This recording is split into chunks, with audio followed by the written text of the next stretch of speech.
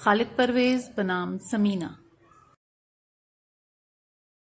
آج کے ویڈیو میں خوش آمدید، جہاں ہم ایک دلچسپ قانونی مقدمے کی طرف رجوع کریں گے جو شادی، اسلامی قانون اور عدالتی تشخص کو شامل کرتا ہے۔ یہ مقدمہ پاکستان کے عدالتی نظام کی مرکزی طریقہ کار پر روشنی ڈالتا ہے، جہاں ایک مرد نے اپنی بیوی سے 2017 میں شادی کی لیکن مہر ادا نہیں کیا۔ اس مقدمے میں اسلامی قانون کے اصول، قانونی فیصلوں کی نفاذ اور بے بنیاد عدالتی جھگڑوں کے معاملات پر غور کیا گیا ہے۔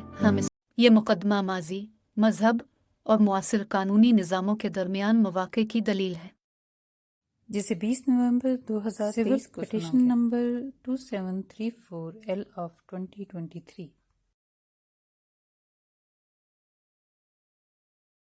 یہ مقدمہ سپریم کورٹ کے 3 معزز جج صاحبان قاضی فائز عیسیٰ، جسٹس امین الدین خان اور جسٹس عطر منہا اللہ کے سامنے رکھا گیا۔ پٹیشنر اور رسپونڈنٹ کی شادی 2017 میں ہوئی، جس میں حق مہر زر مبلغ 5 لاکھ روپے بے مطابق نکاح نامہ مقرر کیا گیا۔ حق مہر کی عدم ادائیگی پر پٹیشنر نے رسپونڈنٹ کے خلاف ایک دعویٰ دائر کیا، جو کہ 2019 میں ان کے حق میں ڈکری ہو گیا۔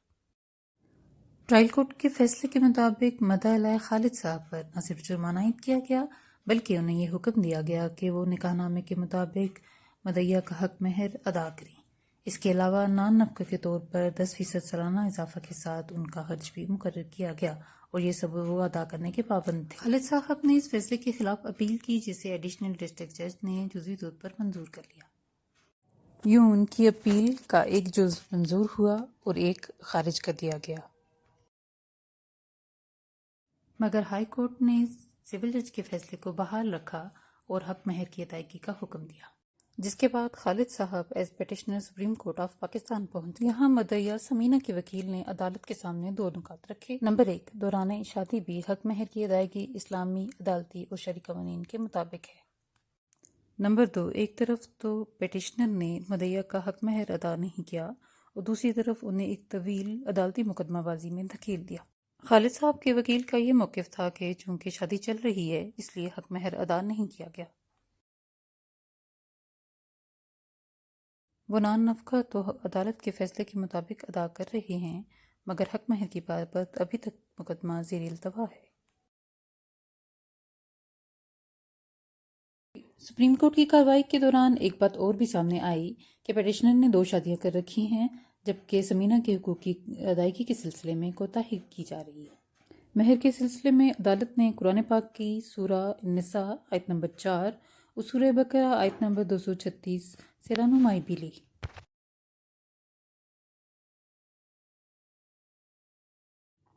اور ساتھ ہی مہر کے سلسلے میں مسلم پرسنل لا شریعت اپلیکیشن ایکٹ 1962 کی سیکشن 2 کا حوالہ بھی دیا، اور فیصلے میں پٹیشنر کے سٹانس کہ شادی کے دوران حق مہر ادا نہیں کیا جا سکتا کو مکمل طور پر رد کر دیا گیا،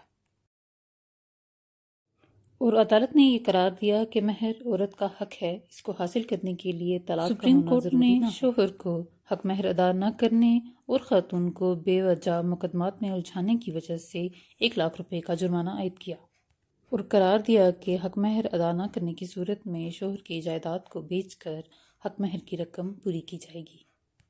اس کیس میں سپریم کورٹ کے فیصلے سے درج ذیل نکات اخذ کیے گئے۔ نمبر 1، پاکستان کے شرعی اور عدالتی نظام میں حق مہر کو ایک حق کے طور پر مکمل طور پر تسلیم کیا گیا ہے۔ حق مہر شادی کے دوران ادا کیا جا سکتا ہے اور اس کے لیے طلاق کا ہونا یا شادی کا ختم ہونا ضروری نہیں۔ خاتون کو غیر ضروری مقدمہ میں الجھانے اور ان کی ذہنی اذیت کی وجہ سے پٹیشنر پر 1 لاکھ روپے جرمانہ بھی عائد کیا گیا، اور ان تمام نکات پر بحث کرتے ہوئے پٹیشنر کا مقدمہ خارج کر دیا گیا۔ نئے قوانین کے بارے میں آگاہی اور ان کے اثرات پر گہرائی سے بحث کرتے ہیں۔ ہم آپ کو عدالتی نظام کی بہتر سمجھ بوجھ فراہم کرتے ہیں، ہر نئے فیصلے اور قانون کا تجزیہ کر کے آپ کو بروقت آگاہ کرتے ہیں۔ اگر آپ کو معلومات پسند آئیں تو لائک، شیئر اور سبسکرائب کریں اور ہمیں اپنی تجاویز سے آگاہ کریں۔ شکریہ۔